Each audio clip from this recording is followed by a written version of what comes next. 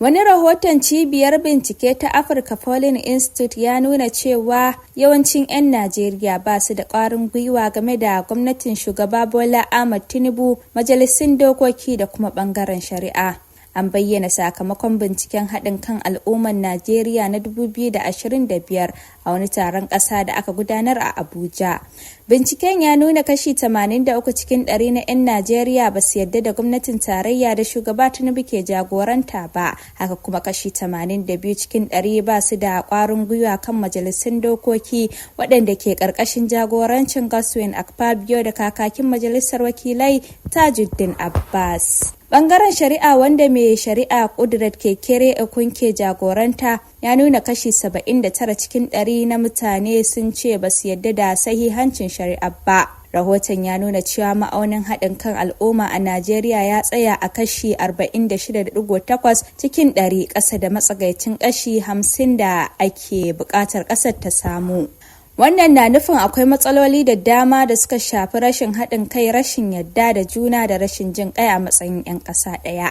Babban daraktan cibiyar bincike ta API Farfesa Bill Ehuwa ya bayyana cewa wannan shine mafi munin bincike wajen amincewa da gwamnati tun da suka fara gudanar da irin wannan bincike a shekarar 2019. An gudanar da binciken ne daga watan Janairu zuwa Fabrairun 2025 inda aka zanta da mutum 5,465 a faɗin Najeriya.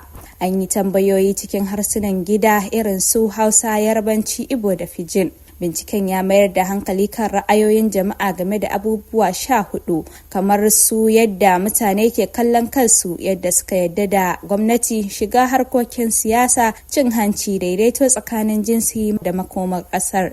Wahalhalun rayuwa sun haɗa kan jama'a a Najeriya, sai dai an samu rarrabuwar kai ta fuskar siyasa da ƙabilanci.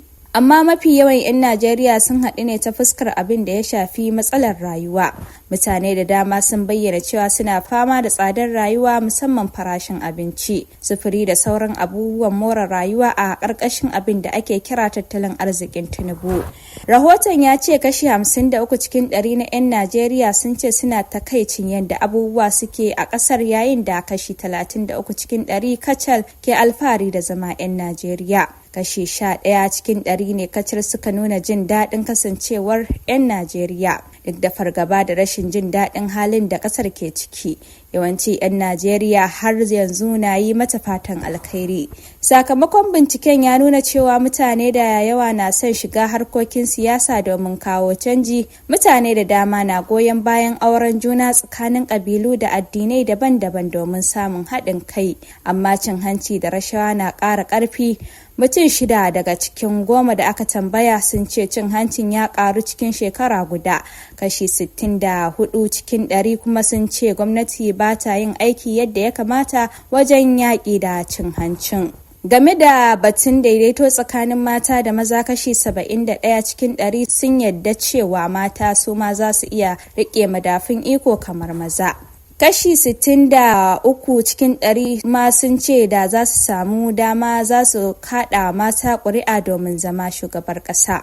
Amma kashi 39 cikin 100 kawai ke ganin cewa gwamnatin na yin ƙoƙari wajen ganin an samu daidaito tsakanin jinsi.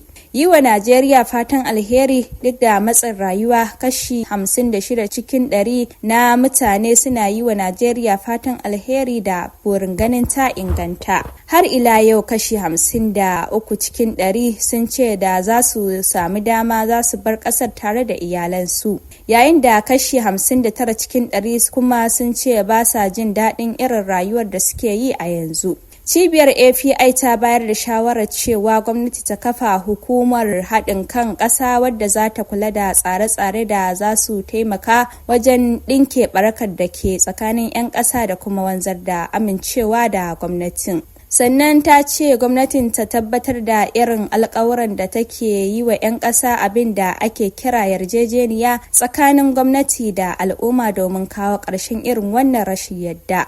Haka kuma an buƙaci hukumomi irin su hukumar wayar da kan jama'a NOWA, ma'aikatar yaɗa labarai da gidajen talabijin na NTA da su watsa shirye-shiryen da ke ƙarfafa haɗin kan al'umma da jin ƙai.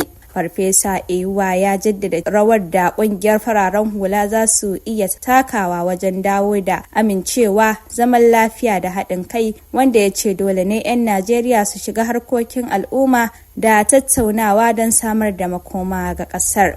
Wannan rahoton shine na 4 da API ta fitar a jerin rahotanninta kan haɗin kai bayan na shekarar 2019, 2021 da kuma 2022.